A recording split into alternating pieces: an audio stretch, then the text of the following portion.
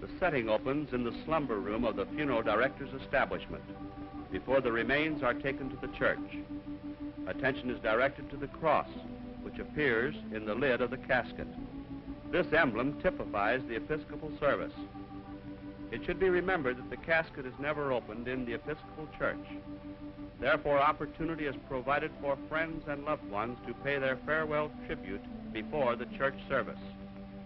In contrast to other types of services, it is observed that floral tributes are very much a part of the Episcopal service.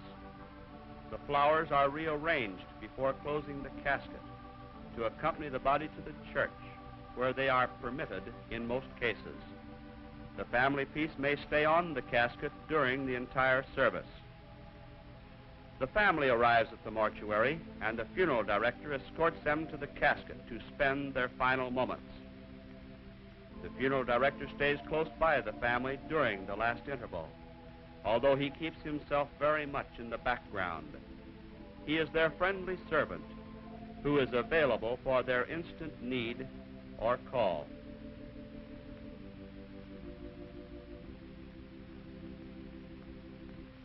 After their final moments together, the family steps back for the director to close the casket.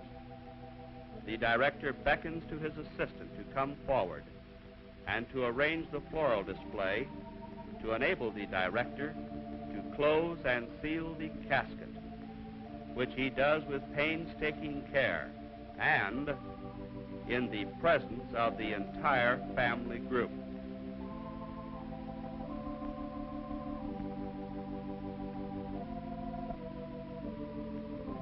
The casket floral piece is then centered. The director then steps back and observes the setting. He sees that the casket piece is correctly centered, and he then moves the other floral tributes to aid his assistants to remove the casket.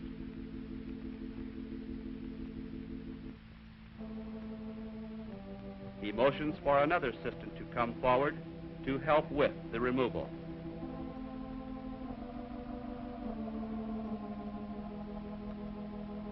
The two able assistants direct the casket cautiously toward the entrance of the establishment, and the director remains behind to escort the family.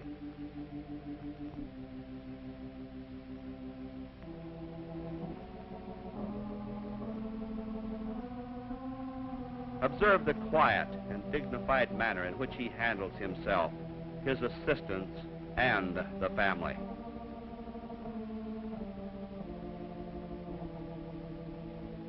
After the assistants leave the reposing room, they are joined by the casket bearers, who accompany the casket and place it in the funeral coach for departure to the church.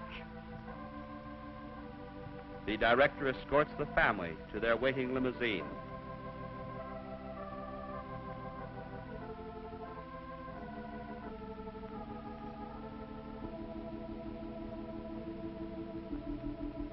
After they are seated, he then confers with the chauffeur of the funeral coach, takes the lead car, and the procession starts for the Episcopal Church.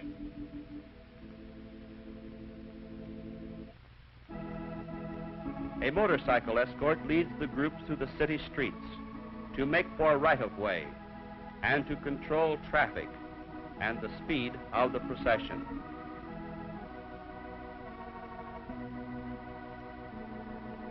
The cortege approaches the church with diminished speed. Each car is stopped at the desired location to provide direct and proper entry for the casket and the family to the church. After the procession has been brought to a stop with each car well located, the director alights and walks toward the family limousine. The funeral coach chauffeur prepares the side-loading coach for perfect horizontal removal of the casket by using the automatic leveling device. He simply moves the direction control lever, pushes the switch, and the mechanism is in operation.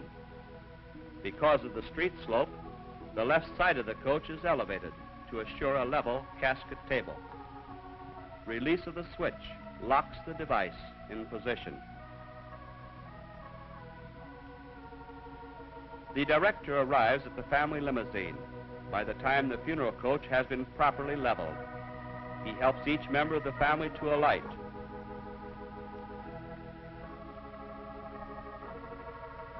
While his assistant opens the funeral coach doors, motions to the bearers to take their positions,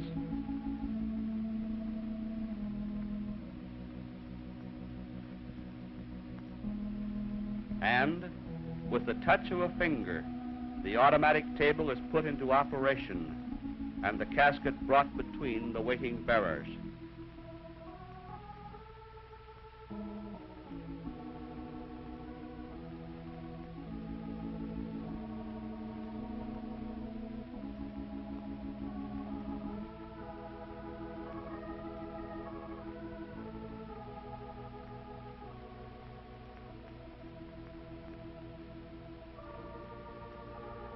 Led by the assistant, the family procession forms to enter the vestibule of the church, where the rector and crucifer await the Episcopal service.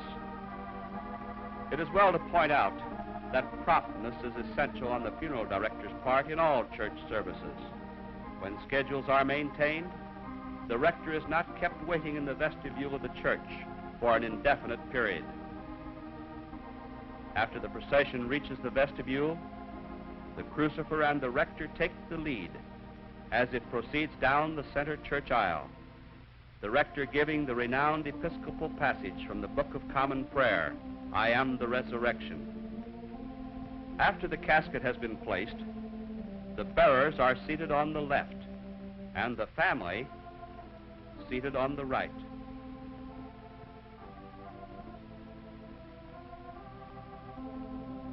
The director and his assistants then take their leave for the vestibule of the church.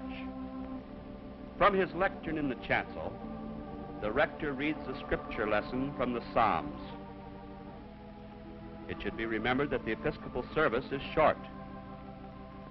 Upon completion of this portion of his ecclesiastic duties, he enters the sanctuary.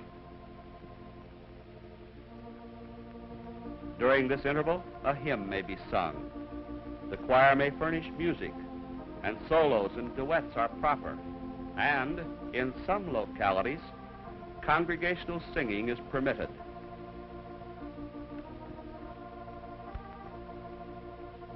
As the rector reaches the altar in the sanctuary, he gives the creed.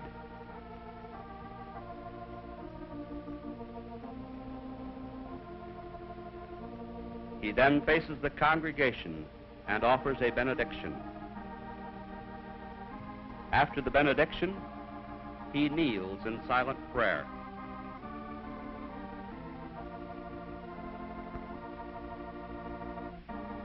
The rector leaves the sanctuary with the crucifer in the lead, and as he departs, the organist begins playing the postlude.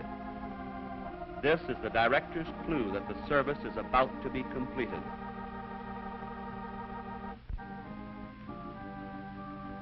Led by the crucifer, the rector starts down the aisle. After they pass the casket, the director and his assistants come forward.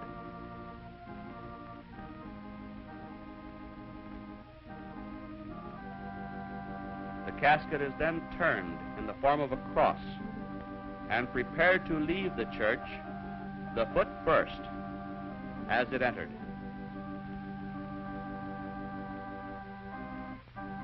The pallbearers take their stations on each side. The director motions to the family and escorts them up the aisle to form the moving procession as it leaves the church.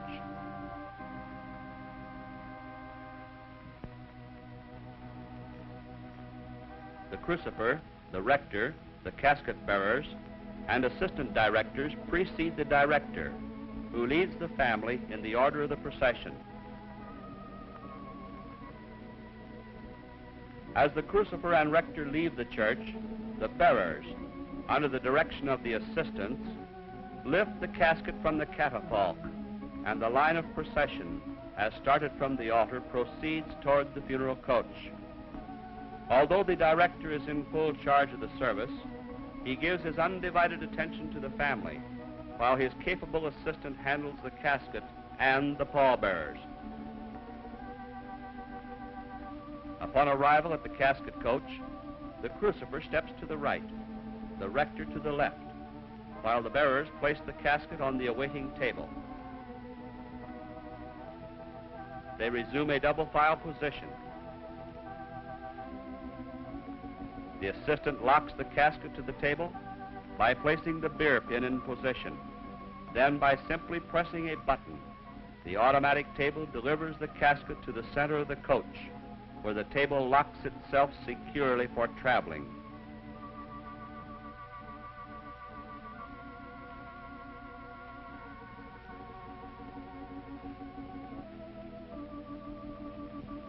Timing is the key to a smooth service.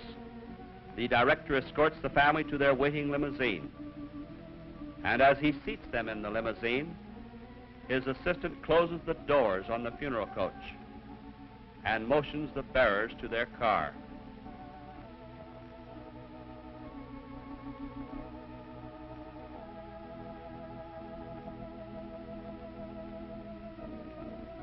The crucifer returns to the church. The director comes forward after all the cars are occupied, joins the rector, and walks with him to the lead car. He opens the door and seats the rector. This procedure is in keeping with the ritual of the church, which stipulates that the rector must always precede the casket. The director converses with the motorcycle escort, informing him that they are ready to depart. After the director joins the rector, the procession starts in unison for the cemetery.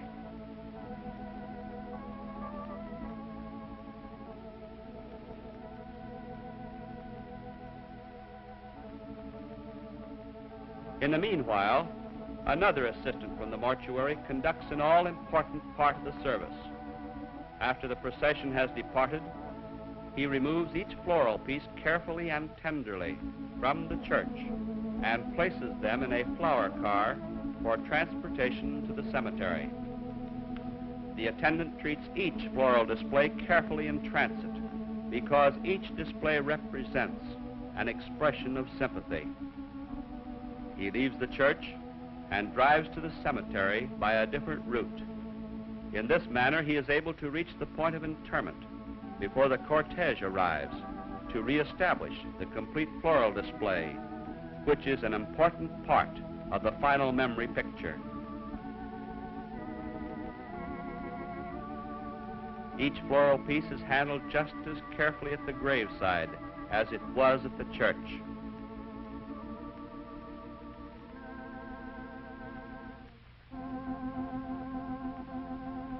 When his duty has been completed, the flower car is moved to open the drive for the funeral procession, which is en route to the cemetery at an even pace. First, there is the escort. Next, the rector's car, the pallbearer's coach, the funeral coach, and the family limousine. When the cortege approaches the gates of the final resting place, notice the illuminated headlights to denote a funeral procession. Also, the motorcycle escort stops at the entrance to divert traffic. As the coaches pass, he removes his hat and gives the customary salute of respect. The cortege moves into the cemetery in close order formation at a much slower pace than on the city streets. As the family approaches this beautiful garden plot, they appreciate their selection of this type of final resting place for their loved one.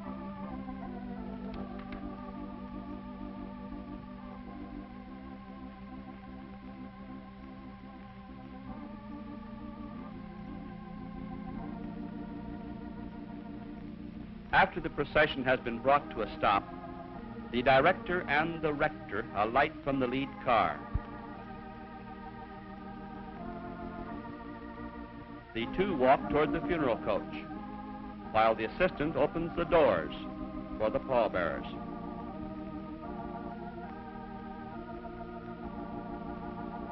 The bearers, under his direction, take their places at the side of the funeral coach, facing each other in single files as before, while the assistant brings the table to its unloading position. The director helps the family to alight from their limousine as the bearers receive the casket from the coach.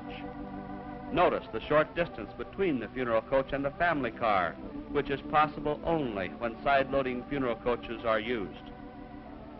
It is well to observe that as the casket is placed on the lowering device, the rector has assumed his position at the head of the grave, and the pallbearers have taken their station in double file at his left before the family is brought to the graveside.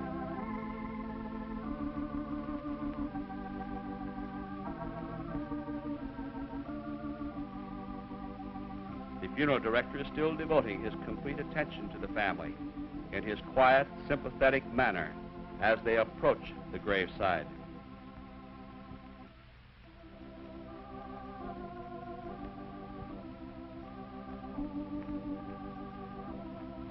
After they are seated, the director steps to one side, and the rector starts the usual committal for his particular service.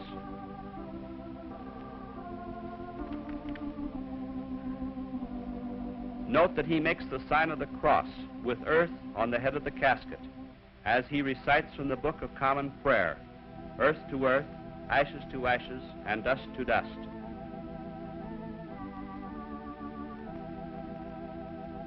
Immediately thereafter, he pronounces the benediction, pays his respects to the family members,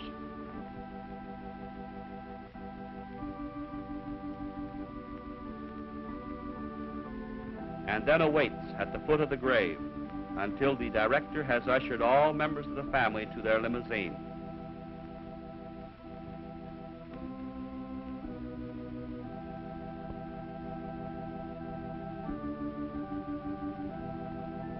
The assistant director motions for the bearers to take their leave, and after they have done so, he joins the rector, and they walk to the rector's car together.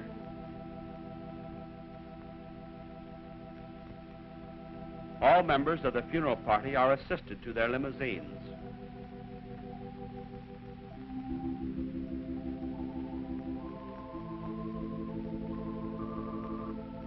After the director seats the family in their car, he pauses for a final word with them. He assures them that he will remain for the final closing of the grave. He bids them farewell, and he then returns and makes certain that the remaining details of interment are completed.